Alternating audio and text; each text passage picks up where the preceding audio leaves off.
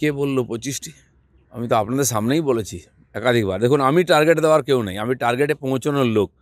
গতবারে অমিত শাহ টার্গেট দিয়েছিলেন 22, আমরা 18-এ পৌঁছেছিলাম। এবারে উনি 35 দিয়েছেন, আমরা সে 35-এ পৌঁছার জন্য লড়াই করছি। যারা কনফিউশনে আছেন বা কনফিউশন তৈরি করেছেন, তাতে বিজেপির কিছু যায় আসে না। অনেকে তো কে কোথায় দাঁড়াবে বিজেপি সেটাও ঠিক করে দিচ্ছে, বিজেপির সে অধিকার আছে করার। হাইকোর্ট দফতর, সিবিআই এবং ইডি আজ থেকে 22 জানুয়ারি পর্যন্ত অত্যাধিক সক্রিয় থাকবে, এমনটাই মন্তব্য করেছেন আরজেডি সাংসদ মনোজ ঝা। আমি জানি না মনোজ ঝা কোথা থেকে ইনফরমেশন পেলেন বা কেন ওনার মনে হচ্ছে। সিবিআই বা ইডি সারা বছরই সক্রিয় থাকে, কারণ গত যে শাসনকাল ছিল অন্য সরকারের, সেই সময় আমরা দেখেছি চরম পর্যায়ে পৌঁছে গেছিল দুর্নীতি।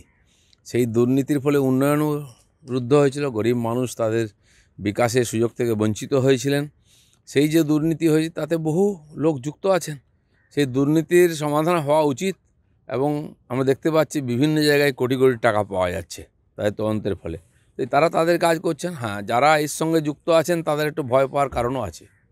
লিপস অ্যান্ড বাউন্সের 8টা সম্পত্তি অ্যাটাচ হয়ে গেল। লিপস অ্যান্ড বাউন্স মানে কি এবার আস্তে আস্তে ওই দিকে হাত যাচ্ছে?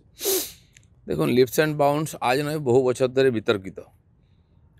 সাধারণ মানুষের মুখে মুখে আলোচনা হতো, পরে তদন্ত শুরু হয়, কোর্টে যায় মামলা, এবং তারপরে এক একজন তার কর্ণধার ধরা পড়েন, তাদের কাছ থেকে তথ্য আসে।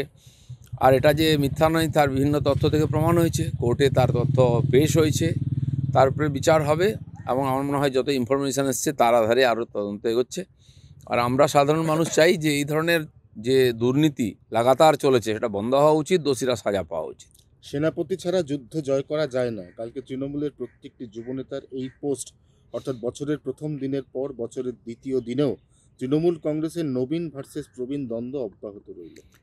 পুরনো সেনাপতি রিটায়ারমেন্টের বয়স এসে গেছে, কিন্তু তিনি নিজে মানতে চাইছেন না, বা তার সিপাহসালাররা মানছেন না বলেই সমস্যা। সমস্ত জায়গায় পরিবার থেকে আরম্ভ করে পার্টি, দেশ, নতুনদের জায়গা দিতে হয়, না দিলেই সংঘর্ষ হয়। সেটাই টিএমসিতে হচ্ছে। ক্ষমতা কেউ ছাড়তে চাইছে না, কেউ পদত্যাগের কথা বলছে, কেউ দেহত্যাগের কথা বলছে। পাবলিক এখন এদিকে যখন ত্যাগ করবে তখন জ্ঞান হবে। যাই হোক, একটা আঞ্চলিক পার্টি, তার মধ্যে এই সমস্যা আসা স্বাভাবিক। যারা অর্থ আর ক্ষমতার জন্য রাজনীতি করছে তাদের এটা স্বাভাবিক। আর আমার মনে হয় এইসব পার্টি বেশি দিন না থাকাই ভালো। লিপস অ্যান্ড বাউন্সের যেই তথ্য পাওয়া গেছে, বিচারপতি অমৃতা সিনহা আজকে ইডির জয়েন্ট ডিরেক্টরকে হাইকোর্টে তলব করেছে। স্বাভাবিক, যে তথ্য এসে যে তদন্ত চলছে। আর আমরা জানি এর আগে মাননীয় বিচারপতিগণ একাধিকবার খুব কড়া ভাষায় বলেছেন যে দেরি কেন হচ্ছে না সময়ে, মানুষের ধৈর্যের একটা সীমা আছে। তো সেই চাপটা বাড়িয়ে তারা সমাধানে আসতে চাইছেন। কৃষি বিলের পর এবার পরিবহন বিল। দুটো বিলের ক্ষেত্রেই কারোর সাথে আলোচনা না করে একতরফা সিদ্ধান্ত নেওয়া হয়েছিল। দিল্লির যন্তর মন্তরে ধর্নার পর কৃষি বিল প্রত্যাহার হয়, কারণ বিস্তর জলঘোলা হয়েছে। যারা এই কথা বলছেন তারা মিথ্যা কথা বলছেন। 4 বছর ধরে এই বিলের উপর আলোচনা হয়েছে। পার্লামেন্টে বিল পেশ হওয়ার পরে 3-4 মাস পরে পাশ হয়েছে। তখন দেশের সমস্ত যারা এই ব্যাপারে বিশেষজ্ঞ, আইনের ব্যাপারে, তাদের ইন্টারভিউ নেওয়া হয়েছে, তাদের মতামত নেওয়া হয়েছে। আমি সেই কমিটিতে ছিলাম, স্ট্যান্ডিং কমিটি যে হোম কমিটি আছে তাতে। আর অন্তপক্ষে 40টা হবে, যা তার চেয়ে বেশিও হতে পারে, যে মিটিং হয়েছে সেখানে বিশিষ্ট ব্যক্তিরা এসে মতামত দিয়েছেন। সমস্ত রাজ্য সরকারকে, চিফ সেক্রেটারিকে, যত আইনি সংস্থা আছে, যত আইনের ইউনিভার্সিটি কলেজ আছে, সবার প্রমুখদেরকে চিঠি লেখা হয়েছিল, পুলিশ প্রশাসনকে ক্রিমিনাল ল সম্বন্ধে তাদের মতামত দিতে। অনেক ডিজি থেকে আরম্ভ করে বিশিষ্ট আইনবিদ, জজ, তাতে তারা প্রেজেন্টেশন দিয়েছেন। এবং তারপরে যখন আলোচনার জন্য ডাকা হয়, তারা এই বিলের বিরোধিতা করেন, দিনের পর দিন পার্লামেন্ট বন্ধ করেন। তখন কিছু লোককে সাসপেন্ড করা হয়েছে, যেন আলোচনার যে বিষয় ছিল। আর যারা জানেন আইন কানুন বা মানেন তারা মতামত দিয়েছেন, যারা মানবেন না তারা রাস্তায় নেমেছে। ঠিক এই জায়গা থেকেই এবারে পরিবহন বিল হিট অ্যান্ড রান। দেশ জুড়ে ট্রাক চালকদের চূড়ান্ত আন্দোলন, তার জেরে কালকে কিন্তু আবারও কেন্দ্র সরকার সেটব্যাক করলো, বললো এখন আইনটা লাগু হবে না। তাহলে কি আগে আলোচনা না করে কোথাও না কোথাও যেখানে আলোচনা হচ্ছে সে টেবিলে আমিও ছিলাম। চিদাম্বরমের মতো বড় লয়ার, ইলেঙ্গের মতো তামিলনাড়ুর হাইকোর্ট সুপ্রিম কোর্টে প্র্যাকটিস করার লোক থেকে আরম্ভ করে দিগ্বিজয় সিং, অধীর চৌধুরী, এরা আমার সামনে সাক্ষ্য দিয়েছেন। টিএমসির আর কাকলি ঘোষ দস্তিদা, তিনি একটি মিটিংয়ে ছিলেন, এবং ডেরেক ওব্রায়েনও ছিলেন, তিনি লিখিত দিয়েছেন। এবং দিনের পর দিন সময় নষ্ট করেছেন এই বলে যতজন ওখানকার প্রতিনিধি ছিলেন, তার মধ্যে 30 জনের মধ্যে 14 জন বিজেপির সাংসদই প্রত্যেক মিটিংয়ে থাকতেন, বাকিরা খালি মুখ দেখিয়ে চলে যেতেন। আর এই হাঙ্গামা করবেন বলে, সেই জন্য আলোচনা হয়, এটা মিথ্যা কথা।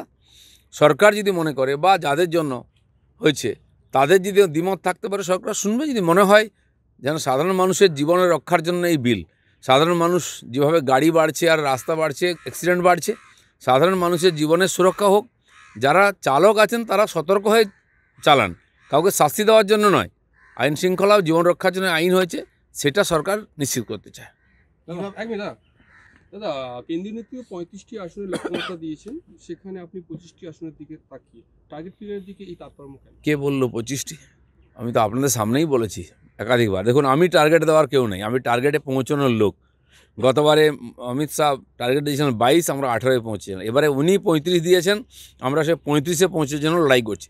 যারা কনফিউশনে আছেন বা কনফিউশন তৈরি করেছেন, তাতে বিজেপির কিছু যায় আসে না। কিভাবে অনেকে তো কে কোথায় দাঁড়াবে বিজেপি সেটাও ঠিক করে দিচ্ছে। বিজেপির সে অধিকার আছে করার। বলো। কিভাবে গলার স্বর নমুনা সংগ্রহ করতে হয় তা আদালতে এসে আজ জানাতে চলেছেন জোকার মানে চিকিৎসকরা। হ্যাঁ, মানে ব্যাপারটা দাদা, আমরা বুঝতে পারছি না একজন লোকের গলার স্বর নেওয়ার জন্য এত নাটক হচ্ছে কেন, টাল বাহানা কেন হচ্ছে? তার মানে কি ওখানে রহস্য লুকিয়ে আছে? আর আদালতের জোর করে দরকার হলে এরকম লোকদেরকে তুলে নিয়ে এসে তার গলার স্বর নেওয়া উচিত। যার কথাবার্তার উপরে এত বড় দুর্নীতি আটকে আছে, সত্য সন্ধানে যিনি বাধা হয়ে দাঁড়িয়েছেন, আইনের সে অধিকার আছে। কেন করা হচ্ছে না? আদালত কেন কড়া স্টেপ নিচ্ছে না? সিবিআই ইডি কেন করছে না? এটা আমাদের প্রশ্ন। তার গলার স্বর নেওয়া উচিত, জোর করে নেওয়া উচিত। দেবে না মানে? হাজার হাজার লোককে লুট করা হয়েছে, আর সেই সত্য আনতে একজন লোক বাধা দেবে, এটা কেউ স্বীকার করতে পারে না। সেজন্য অবশ্যই হওয়া উচিত এটা। সেনাপতি ছাড়া যুদ্ধ জয় করা যায় না। কালকে তৃণমূলের প্রত্যেকটি যুবনেতার এই পোস্ট, অর্থাৎ বছরের প্রথম দিনের পর বছরের দ্বিতীয় দিনেও তৃণমূল কংগ্রেসের নবীন ভার্সেস প্রবীণ দ্বন্দ্ব অব্যাহত রইল। পুরনো সেনাপতি রিটায়ারমেন্টের বয়স এসে গেছে, কিন্তু তিনি নিজে মানতে চাইছেন না, বা তার সিপাহসালাররা মানছেন না বলেই সমস্যা। সমস্ত জায়গায় পরিবার থেকে আরম্ভ করে পার্টি, দেশ, নতুনদের জায়গা দিতে হয়, না দিলেই সংঘর্ষ হয়। সেটাই টিএমসিতে হচ্ছে। ক্ষমতা কেউ ছাড়তে চাইছে না। কেউ পদত্যাগের কথা বলছে, কেউ দেহত্যাগের কথা বলছে। পাবলিক এখন এদের যখন ত্যাগ করবে তখন জ্ঞান হবে। যাই হোক, একটা আঞ্চলিক পার্টি, তার মধ্যে এই সমস্যা আসা স্বাভাবিক। যারা অর্থ আর ক্ষমতার জন্য রাজনীতি করছে তাদের এটা স্বাভাবিক। আর আমার মনে হয় এইসব পার্টি বেশি দিন না থাকাই ভালো। দাদা, কেন্দ্রীয় নেত্রী 35টি আসনের লক্ষ্যমাত্রা দিয়েছেন, সেখানে আপনি 25টি আসনের দিকে তাকিয়ে টার্গেট ক্লিয়ারের দিকে এই তাৎপর্য কেন? কে বললো 25টি? আমি তো আপনাদের সামনেই বলেছি একাধিকবার। দেখুন, আমি টার্গেট দেওয়ার কেউ নেই, আমি টার্গেটে পৌঁছানোর লোক। গতবারে অমিত শাহ টার্গেট দিয়েছিলেন 22, আমরা 18-এ পৌঁছেছিলাম। এবারে উনি 35 দিয়েছেন, আমরা সে 35-এ পৌঁছার জন্য লড়াই করছি। যারা কনফিউশনে আছেন বা কনফিউশন তৈরি করেছেন, তাতে বিজেপির কিছু যায় আসে না। কিভাবে অনেকে তো কে কোথায় দাঁড়াবে বিজেপি সেটাও ঠিক করে দিচ্ছে। বিজেপির সে অধিকার আছে করার।